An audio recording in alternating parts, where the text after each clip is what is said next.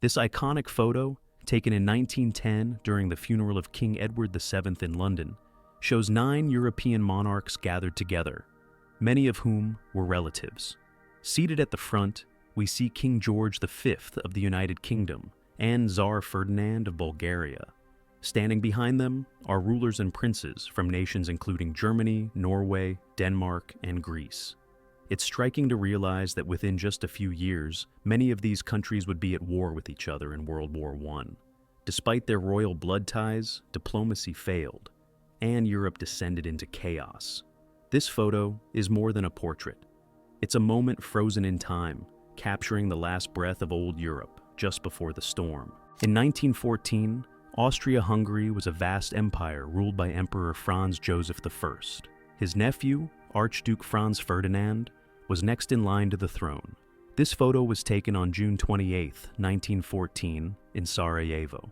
The Archduke and his wife, Countess Sophie, had just left a reception at City Hall after surviving a bombing earlier that day. But fate had one more twist. As their open car paused on a nearby street, a second assassin stepped forward and fired 2 shots. Within seconds, both Franz Ferdinand and Sophie were dead. This single act of violence would ignite the First World War. In 1914, 19-year-old Gavrilo Princip, a Bosnian Serb, pulled the trigger that changed the world.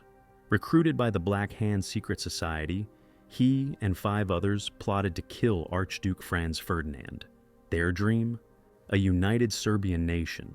Backed by elements of Serbia's military, the group struck in Sarajevo. The Archduke was killed, and within weeks, Europe was at war.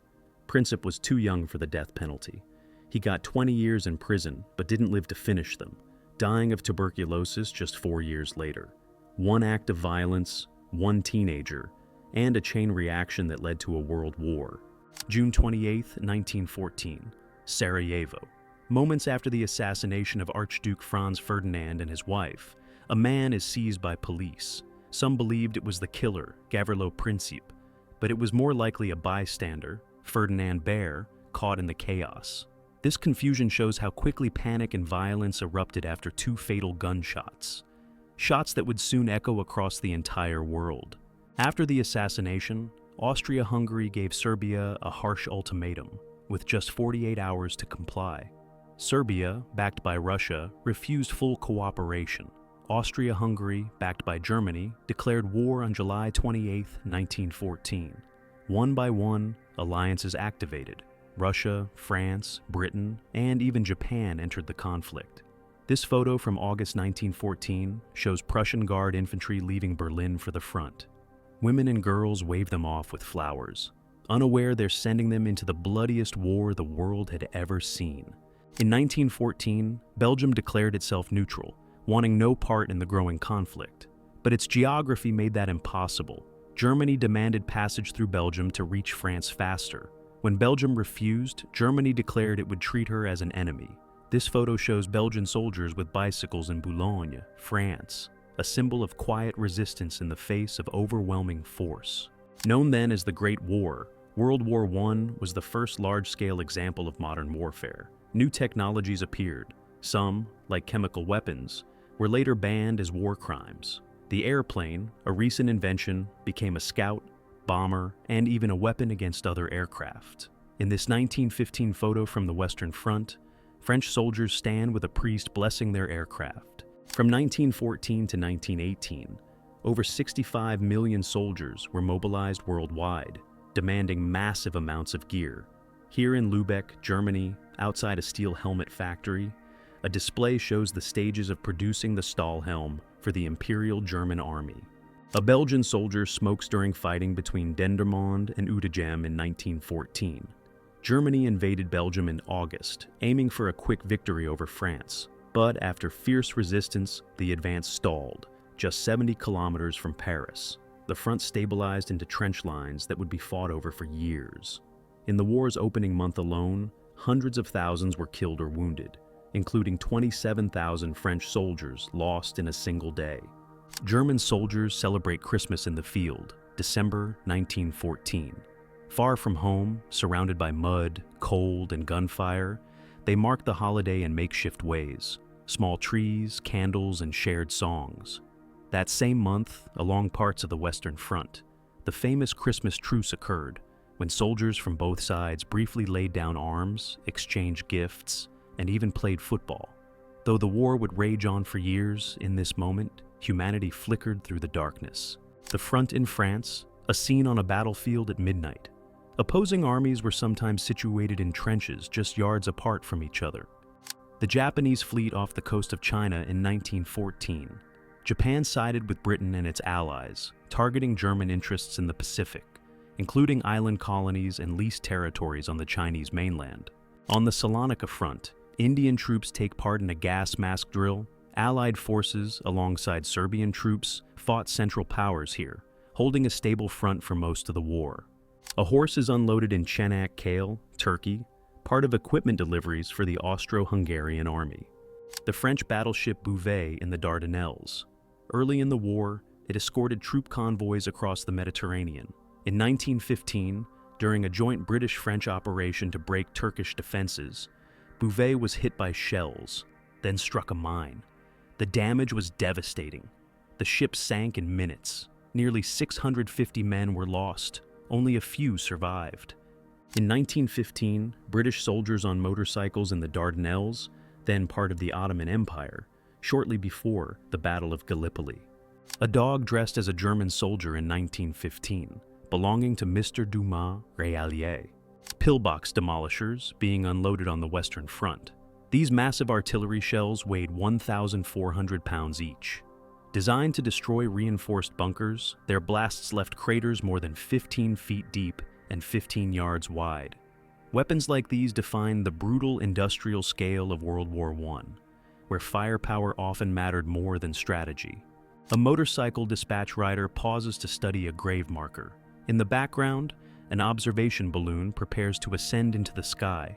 The inscription on the grave reads in German, Hier ruhen tapfere französische Krieger, which means, here rest brave French warriors.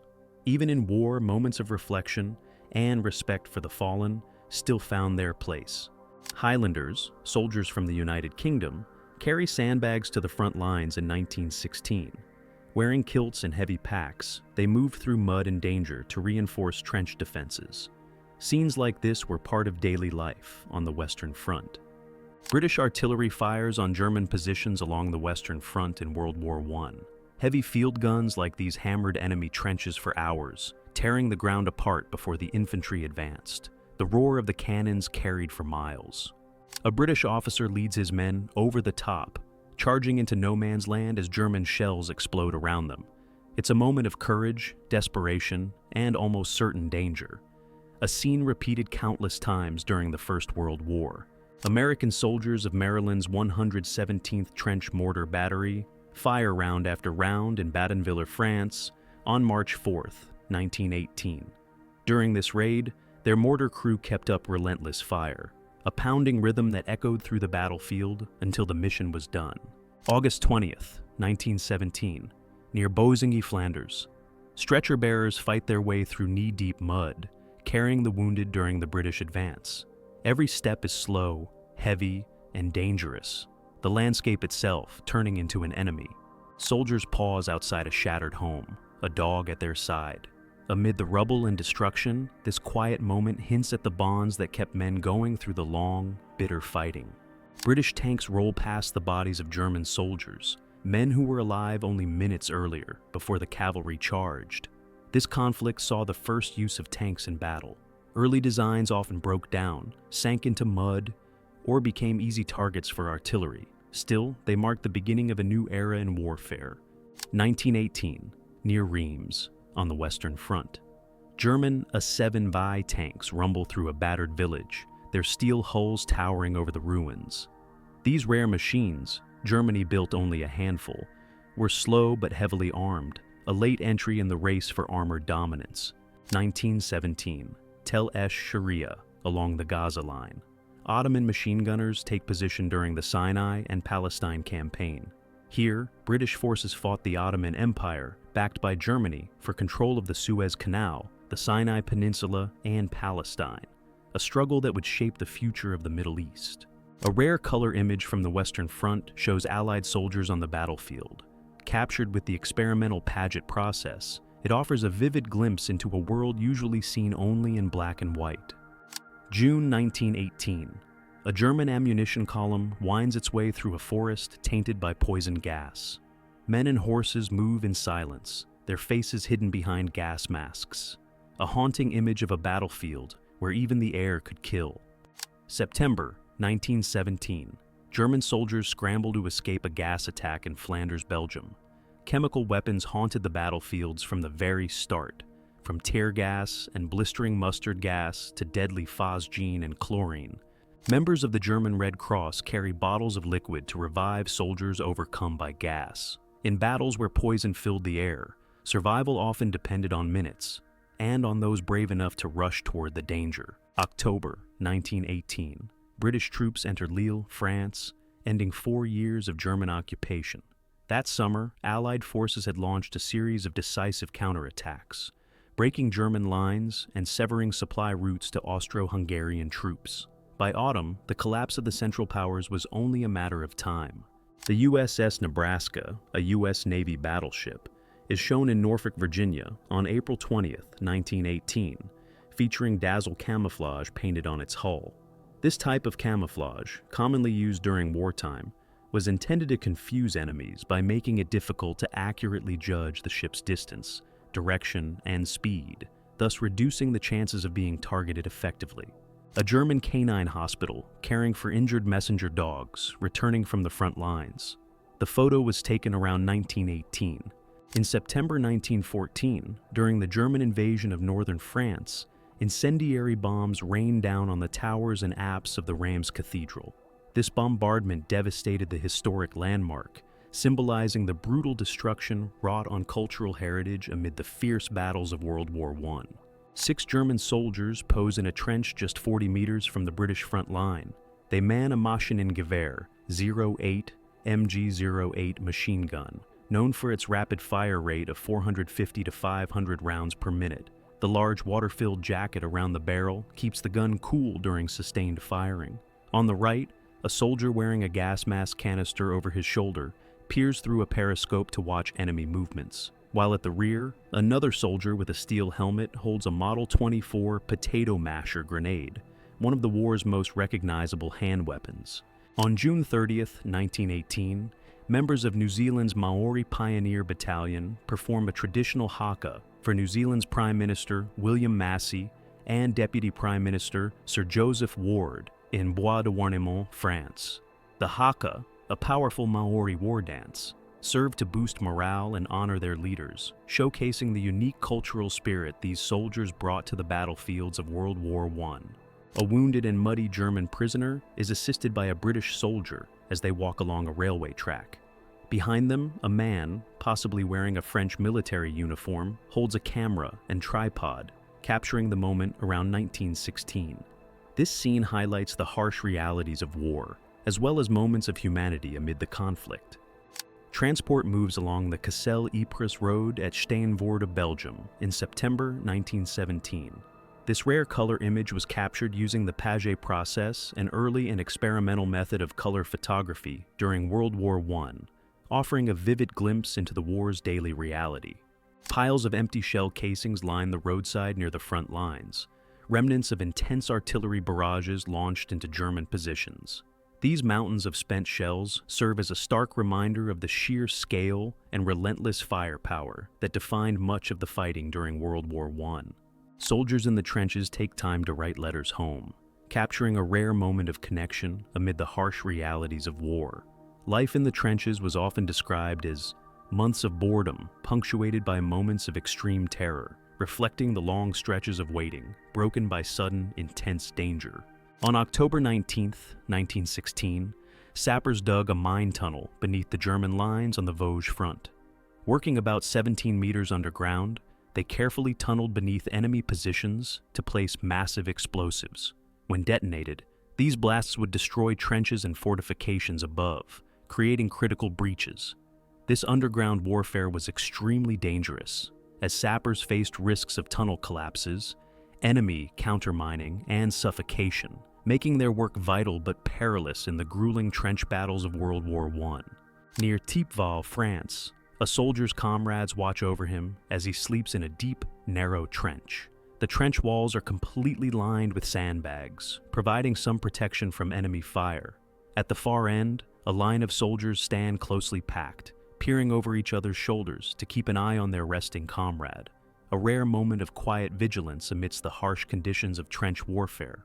Russia entered World War I with a vast but poorly equipped army. It suffered a series of severe defeats at the hands of Germany, leading to multiple disasters on the battlefield. The 1917 revolution eventually overthrew the Tsar and ended Russia's participation in the war. In this image, reservists accompanied by their families are being called up in St. Petersburg as the army is assembled. In February 1918, young Russian women who had earned honors at the front became instructors, helping to motivate and train new recruits. Their bravery and achievements made them inspiring role models during a challenging time for the Russian army. American troops test a newly developed acoustic locator mounted on a wheeled platform. The giant horns amplified distant sounds, heard through a crewman's headphones, allowing him to guide the device and pinpoint approaching enemy aircraft. This technology advanced rapidly during the conflict before being overtaken by radar in the 1940s. Around 1915, Galicia, an Austrian armored train stands ready on the tracks. Armoring trains was a concept dating back to the American Civil War, offering a way to move weapons and troops safely through hostile territory. Spring 1918, Chaplino in present-day Ukraine. Inside an armored train car, at least 9 heavy machine guns line the walls, surrounded by stacks of ammunition crates. A rolling fortress, ready to unleash firepower wherever the tracks could take it. September 1917, behind the Western Front. A German communications team sets up a light radio station, powering it with a tandem bicycle generator. Pedaling hard, they turn muscle into electricity, keeping the messages flowing to and from the front lines. Around 1917, the Allied advance on Bapaume, France. 2 tanks move forward, troops close behind. In the foreground, soldiers rest by the roadside. One takes a drink beside a rough wooden cross, topped with an Australian or New Zealand service hat. Behind them, more men push forward, hauling field guns and mortars toward the fight. Around 1918, a U.S. soldier on a Harley-Davidson motorcycle. In the final years of the conflict, the United States sent more than 20,000 Indian and Harley-Davidson bikes overseas, speeding up reconnaissance, communication, and supply runs. Around 1918, a German soldier polishes massive shells for the 38-centimeter SKL 45 Langer Max railroad gun. Originally built for battleships, this weapon was later mounted on armored rail cars, firing 750-kilogram shells over 34 kilometers. It was one of the giants of railway artillery used by both sides. 1917, near Gaza City at Hajj, Turkish troops operate a heliograph, a wireless solar telegraph that sends coded messages by flashes of sunlight reflected from a mirror, often in Morse code. A simple device, but one that could carry messages across miles without a single wire. January 8, 1918, an abandoned German trench digging machine. While most of the thousands of miles of trenches were carved out by hand, some sections saw mechanical help, though such machines were rare on the battlefield. A German soldier listens on a field telephone, while 2 comrades carry a spool of wire, likely unspooling it as they move forward to establish a new line of communication. On the Western Front, German forces load their A7V tank onto a railway flat car. Fewer than 100 of these machines were ever built. The A7V was the only tank model Germany produced during the First World War. Still, German troops managed to capture several Allied tanks and put them to use on the battlefield. Around 1918, in Detroit, Michigan, women in the welding department of the Lincoln Motor Company worked diligently at their stations. As the war demanded more manpower overseas, women stepped into roles once reserved for men, keeping the wheels of industry turning on the home front. In 1917, a German soldier poses with a camera before the wreck of a British Mark IV female tank. The vehicle lies silent, its armor twisted and scorched, the grim remains of its crew a stark reminder of the war's brutality. On June 26, 1918, in Diefmach, Alsace, American soldiers of the 126th Infantry Position, a French 37mm one-pounder gun atop the parapet of a second-line trench. Compact yet deadly, this weapon was used to target enemy machine gun nests and fortified positions during the final months of the war. September 26, 1918, deep in France's forest of Argonne, American troops advanced toward the front lines in French-built Renault FT-17 tanks. Small, fast, and revolutionary for their time, these machines would play a key role in the massive Allied offensive that helped bring the war to its end. The flight suit of a German aviator featured an electrically heated face mask, vest, and fur-lined boots. In the open cockpits of the First World War, pilots faced biting winds and sub-zero temperatures at altitude, conditions that could sap their strength and slow their reflexes. Heated gear kept them alert and combat-ready during long missions. In 1917 at Harcira, a Turkish artillery squad operates a German-made 105mm light field howitzer M98/09. As allies in the Central Powers, the Ottoman Empire relied heavily on German weaponry and training to bolster their forces. This powerful artillery piece provided vital fire support, helping Turkish troops hold key positions during fierce battles. The Holt gas-electric tank, developed in 1917, was America's first attempt at armored warfare. However, this early prototype never went into mass production due to its excessive weight and inefficient design. Despite its shortcomings, the Holt tank marked an important step in the United States' entry into the armored warfare race during World War I. On September 4, 1918, Major R.P. Wheat oversees operations in the telegraph office located in room 15 of the Elysée Palace Hotel in Paris. This communication hub played a crucial role in coordinating Allied efforts during the final months of World War I, ensuring that orders and intelligence flowed swiftly across the front.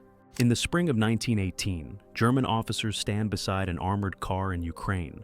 As part of Germany's Eastern Front operations, armored vehicles like these provided mobility and firepower, helping to secure control over contested territories during the chaotic final year of the war.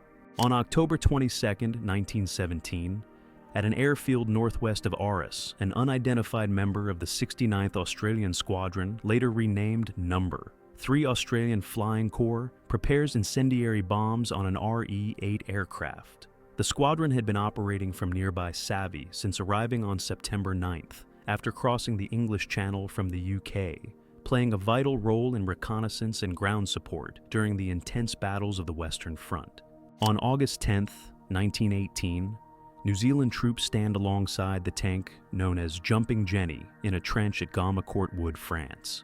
This tank, one of the early models used in combat, provided crucial support during the Allied offensives, helping soldiers overcome heavily fortified enemy positions.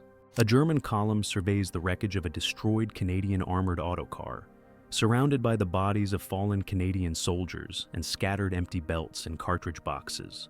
Scenes like this starkly reveal the brutal cost of armored warfare and close combat on the battlefields of World War I. Around 1918, U.S. soldiers at Camp Dix, New Jersey, prepare to enter a trench filled with tear gas during training exercises. With chemical warfare emerging as a deadly threat in World War I, such drills were essential to teach troops how to endure and respond to gas attacks, ultimately saving lives on the battlefield.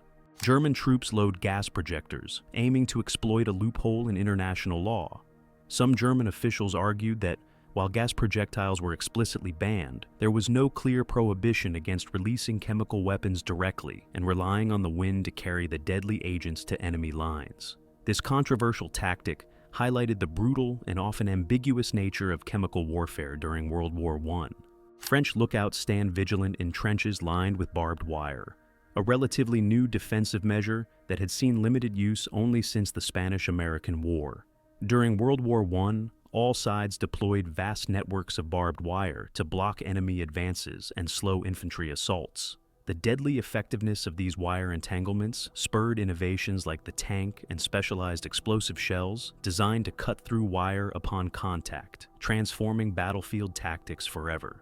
In 1917, American and French photographic teams worked side by side in France, capturing images of the war for intelligence, propaganda, and historical record. Their efforts helped document the conflict and shaped how the public understood the realities of the battlefield. The Italian collapse near Venezia in November 1917 saw Italian forces retreating hastily to the Tagliamento River. Among the captured war spoils was an Obizze da 305/17, a massive Italian howitzer. Fewer than 50 of these giant guns were produced during the war, making this a significant prize for the opposing forces during the chaotic battles behind Udine. On the Western Front, German troops deployed Flammenwerfers, flamethrowers, as a terrifying weapon to clear enemy trenches. These early flame-throwing devices were brutal and psychological tools of warfare, designed to flush out defenders from fortified positions and break the stalemate of trench combat. Around 1914, a patient is examined in a mobile radiology lab operated by the French Army. This early use of portable X-ray technology revolutionized battlefield medicine by allowing quicker diagnosis of injuries, which improved treatment and survival rates for wounded soldiers. A British-made Mark IV tank, captured and repainted by German forces, now lies abandoned in a small forest. Such captured tanks were often reused by the enemy for reconnaissance or training, but many ended up deserted as the war's harsh conditions took their toll on machinery and crews alike. By 1918, the skies had become an essential part of the battlefield. Here, German pilot Richard Scholl and his co-pilot, Lieutenant Anderer, posed beside their Hanover CLII, a nimble biplane used for reconnaissance and ground attack. Aircraft like this scouted enemy positions, directed artillery fire, and even carried light bombs, bringing the war far above the trenches. Pilots often flew with minimal protection, facing not only enemy fire, but also bitter cold and unpredictable engines. From simple reconnaissance to aerial combat, these fragile machines marked the dawn of a new era in warfare. Over the Western Front, a British Handley Page 0/400 bomber heads out on a mission. Seen here from the cabin of another bomber, the massive aircraft could carry up to 2,000 pounds of bombs and mount 4 Lewis machine guns. Introduced in 1918, it became one of the largest and most capable Allied bombers of the war. On the Western Front, German soldiers prepare a tethered observation balloon, inflating it from a bank of gas canisters. Once airborne, these balloons served as high vantage points, spotting enemy movements and directing artillery fire. Their crews worked under constant threat from aircraft, anti-air fire, and the ever-present risk of the balloon itself becoming a fiery target. 1915. In the courtyard of Les Invalides in Paris, a captured German Taube monoplane is put on display. This pre-war aircraft saw only brief service at the front, before being replaced by faster, more maneuverable designs. April 1918. At Ellington Field in Texas, a soldier trains with a Hythe Mark III gun camera. Built to mimic the size and weight of a Lewis gun, it captured a photograph each time the trigger was pulled, allowing instructors to review aim and improve a trainee's accuracy before they ever fired a real shot in the air. February 1918. Captain Ross Smith and his observer stand beside a modern Bristol fighter of the 1st Squadron, Australian Flying Corps in Palestine. Captured using the Paget process, this rare color image shows one of the most capable two-seat aircraft of the war, valued for both reconnaissance and combat.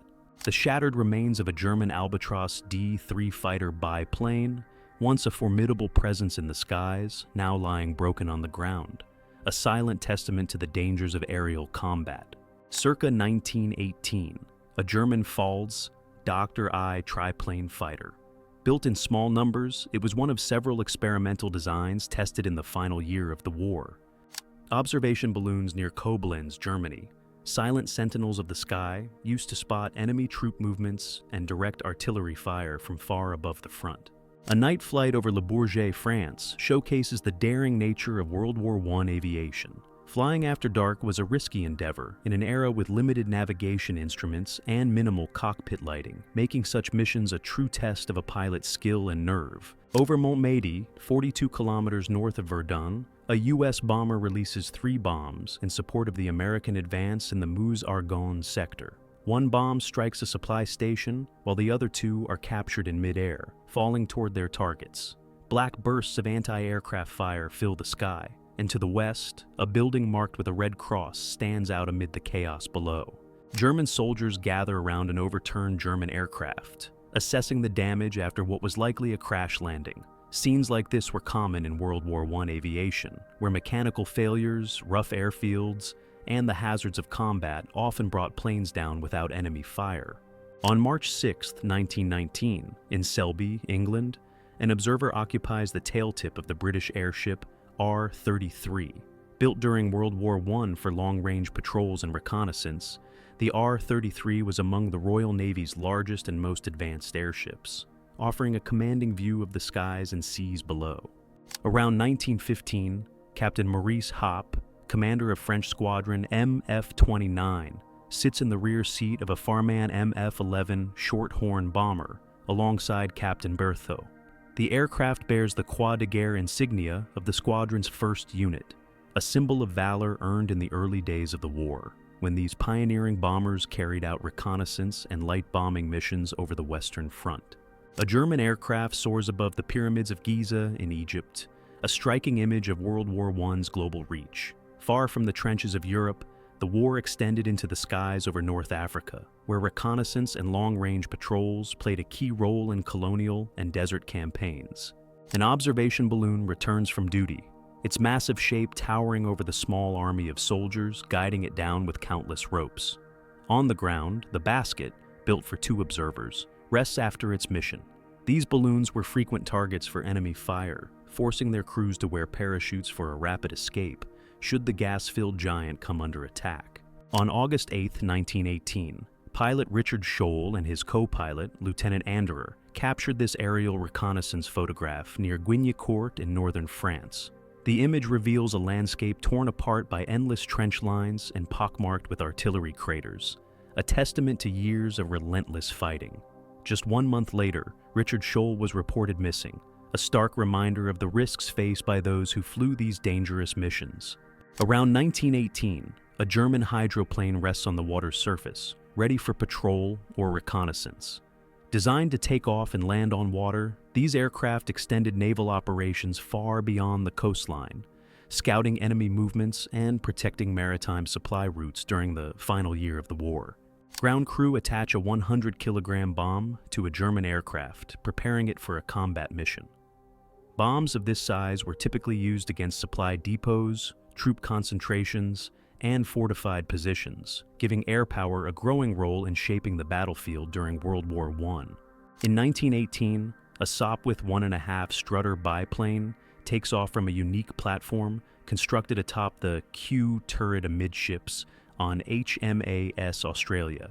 This innovative setup allowed the ship to launch aircraft at sea, extending reconnaissance and air support capabilities far beyond traditional naval limits during World War I. In 1918, a Sopwith 1.5 Strutter biplane takes off from a unique platform constructed atop the Q turret amidships on HMAS Australia. This innovative setup allowed the ship to launch aircraft at sea, extending reconnaissance and air support capabilities far beyond traditional naval limits during World War I. The former German submarine UB-148 is shown at sea after being surrendered to the Allies.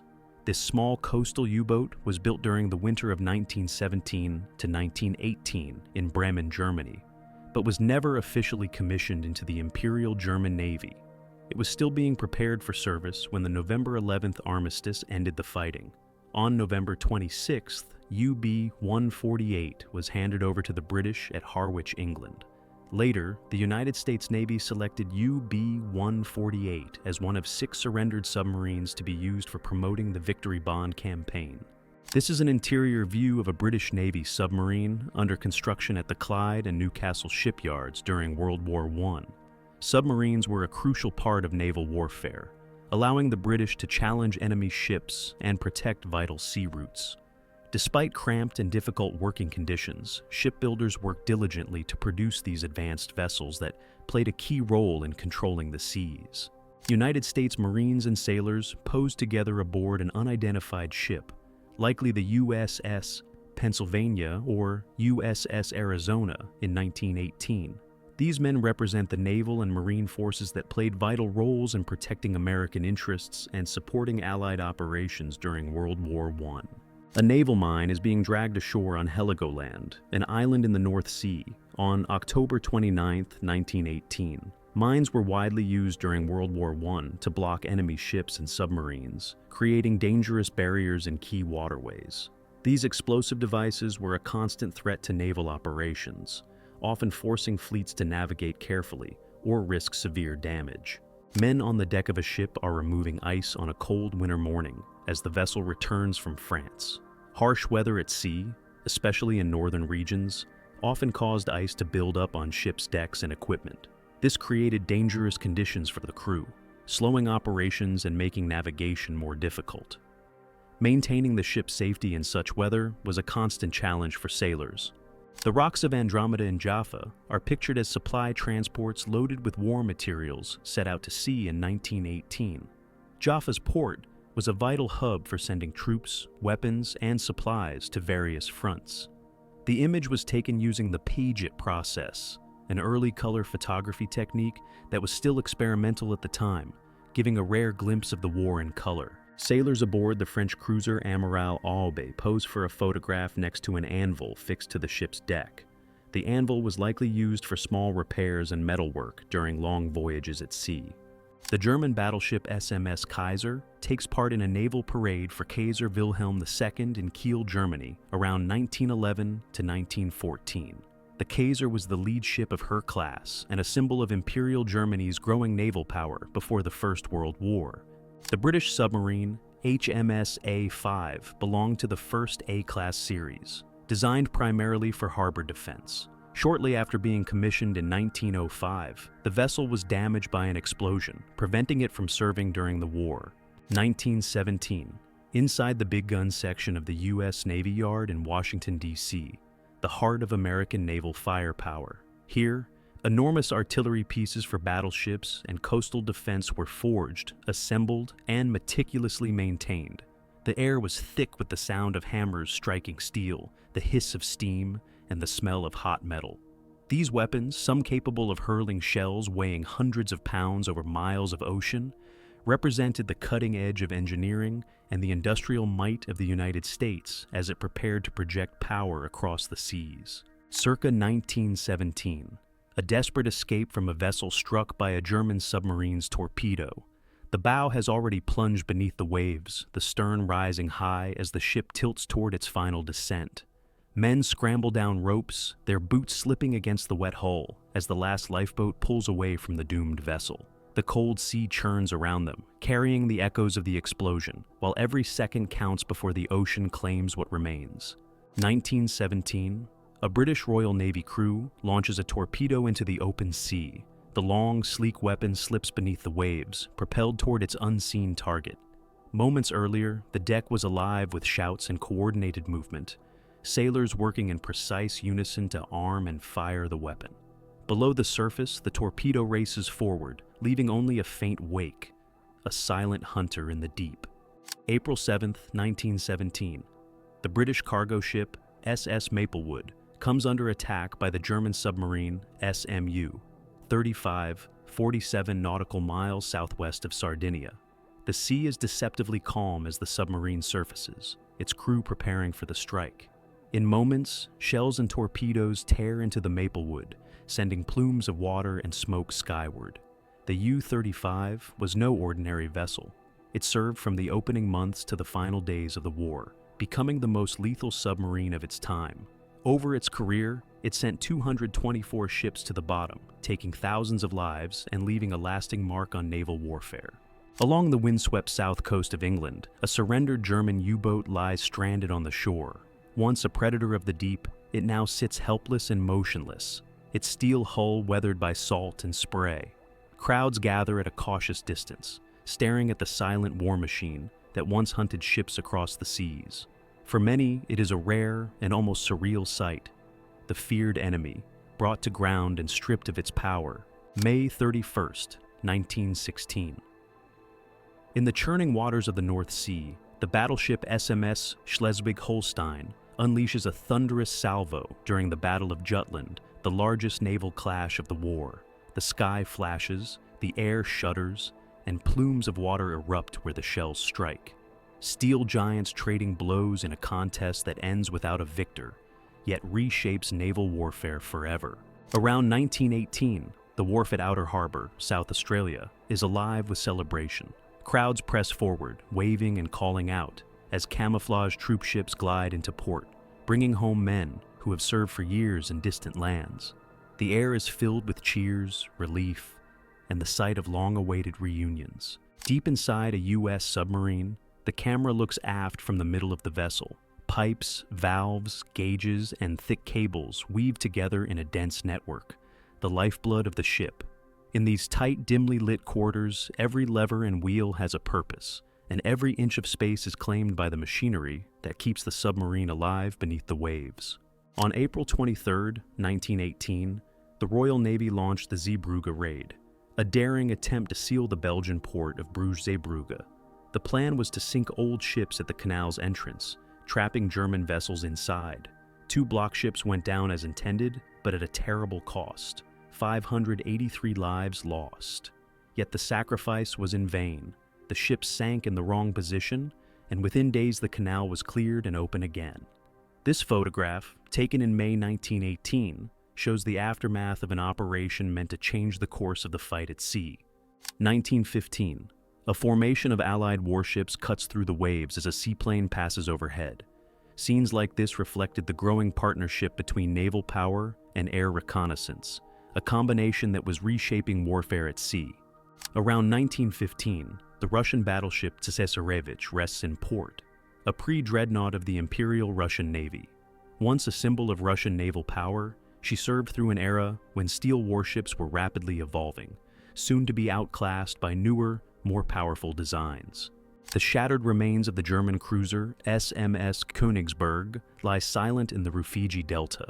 Once a feared raider in the Indian Ocean, she was trapped and scuttled after a prolonged siege in the winding Tanzanian waterways. Her final resting place just 200 kilometers south of Dar es Salaam, where river meets the sea. Around 1915, the Russian flagship Tsarevich glides past the historic HMS Victory. In that moment, the steel giant of a new era passes the wooden veteran of an old one, a fleeting encounter between centuries of naval history. March 12, 2014, near Courcelette in the Somme, a bomb disposal expert holds unexploded British grenades, silent remnants of a battlefield long past. Each year, farmers in this region still turn up tons of shells, gas canisters, and grenades, deadly engins de mort, which specialists from Amiens carefully remove and destroy. March 5, 2014. Trees now stand where the village of Fleury once lived, near Verdun. A century after the guns fell silent, 9 villages erased in the fierce battles here remain only in name. They still appear on maps, still have appointed mayors, yet their streets, homes, and people are gone, leaving behind only a ghostly memory of what once was. June 3, 2013. Watches recovered alongside the remains of French soldiers in Verdun.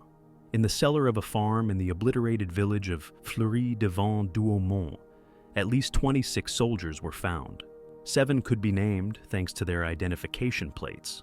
Silent witnesses to lives ended a century ago. November 19, 1998. Archaeologists uncover a British Mark IV tank in Fléquières, near Cambrai. Abandoned by British troops in November 1917, it was buried by German forces and turned into a makeshift bunker, remaining hidden underground for over 80 years. Crosses are positioned at the World War I Douaumont ossuary, located near Verdun in France, serving as a solemn reminder of the soldiers who lost their lives during the conflict. March 19, 2014. A bomb disposal diver surfaces from the river in Capi, holding an unexploded shell. The quiet waters still hide deadly remnants from battles fought here a century ago. May 6, 2014, rows of World War I gas masks on display at the 1914 In the Middle of Europe exhibition in Essen, Germany.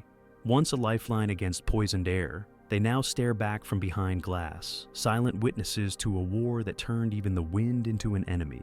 March 15, 2011. The casket of U.S. Army Corporal Frank Buckles rests in honor at the Memorial Chapel in Arlington National Cemetery. Buckles, the last American veteran of World War I, passed away on February 27th at the age of 110. Enlisting at 16 in 1917, he served until 1920, bridging the century between the trenches and today. A bronze caribou stands watch over the preserved trenches at the Beaumont-Hamel Newfoundland Memorial in France. This battlefield park marks the ground where the Newfoundland Regiment launched a doomed assault on July 1, 1916, the first day of the Battle of the Somme. A bronze caribou stands watch over the preserved trenches at the Beaumont-Hamel Newfoundland Memorial in France. This battlefield park marks the ground where the Newfoundland Regiment launched a doomed assault on July 1, 1916, the first day of the Battle of the Somme. Participants stand near the Sydney Cenotaph at the conclusion of the Remembrance Day service in Sydney, Australia on November 11, 2010. Though the war's voices have long faded, its images remain, frozen moments of bravery, suffering, and hope. Each photograph carries a fragment of history, ensuring that the story of those years will never be forgotten.